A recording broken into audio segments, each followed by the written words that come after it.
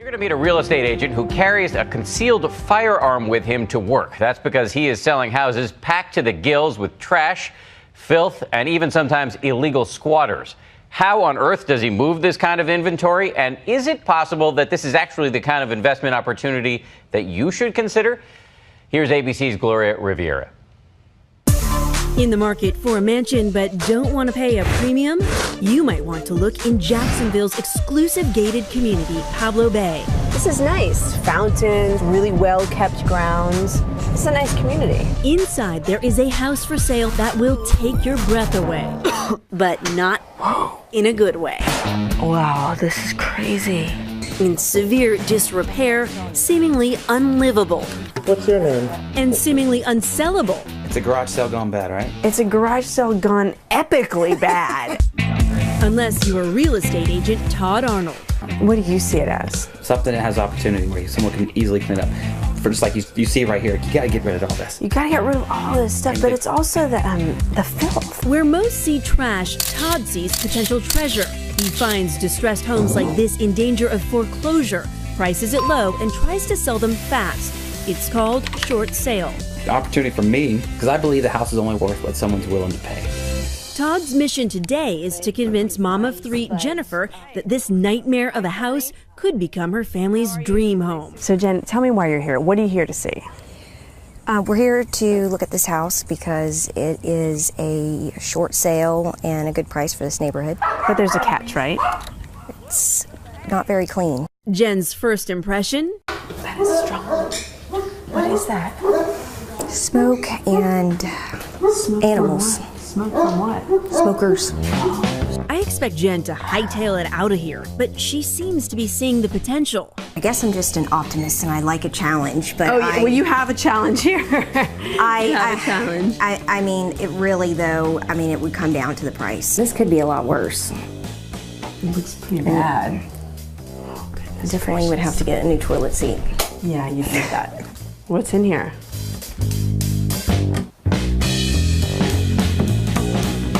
Oh my God, look at this. Nasty. If these homeowners don't take their belongings with them, Jen could be stuck with all of that cleanup. But like, do you think that's dog pee? I think that's dog pee. But Todd thinks he can convince Jen to buy it for the bargain price of $315,000. That's 40% below the market value. Oh my God. Turn into a storage room. But it's a Jack and Jill bedroom with a bathroom in the middle. But look at, she still sees the upside. Oh my God. Good buyer, good buyer. It's definitely worse the second time. Outside in the fresh air, Jen seems to have second thoughts. Well, I mean, the problems are obvious. It's full of junk, it's full of filth, and filth is feces, urine, smoke, cigarettes. I mean, all those things that you don't want your kids around. Short-selling distressed houses is a big business that's happening all across the country. In Palo Alto, this 3-bedroom home is selling for $1.8 million. Barbara Corcoran is a real estate mogul and host on ABC's Shark Tank. Yes, I am, Big Mouth. Pipe down, little man. Her take on Jen's prospective home? If I was writing an ad on this house, I'd say, buyer beware. But she does see the investment potential. It's always worth it to buy a hoarder house, and here's why. You get a 20 to 35% discount on the house, and all you have to do is do what the hoarder couldn't do. Get a dumpster and get rid of the stuff. While Jen decides on that house, Todd takes us on a tour of his inventory. His business is booming. This is Jacksonville, but this is the Orange Park side of Jacksonville. And can also be dangerous. You feel like you need to carry a gun. Absolutely. Wow. It's a dangerous business. Sometimes Todd's not sure what will be waiting for him on the inside. People could be living in this place that don't really belong there. So I like to honk my horn, let anybody that's there know that I'm here. Hello? Good practice. I like to knock on the windows, get a peek in, see if I'm not surprised anybody. This house is abandoned, and I have a hard time imagining how this bombed-out abode could become a cozy home. You think there's a buyer for this house? Absolutely, for the right price. He thinks with a little work, this $38,000 flop house could easily flip. In the short sale business, we like to call it broom swept clean. It means you can take a broom across it and you don't run across anything. The next home we visit is in a better neighborhood and looks pretty decent from the front, but what was once a backyard, Oh my Lord, what is going on back here? is now a junkyard, and the inside is packed to the gills. Homeowner Tommy Thompson says he and his wife became overwhelmed by their own collections. Why don't you just get rid of some of this stuff? Well, you'd be surprised what we have gotten rid of. If he can short sell the house fast, his family will avoid foreclosure. Tonight, Todd reports that this home has multiple offers with a contract pending. The good, the bad, the ugly, they all got to find a buyer.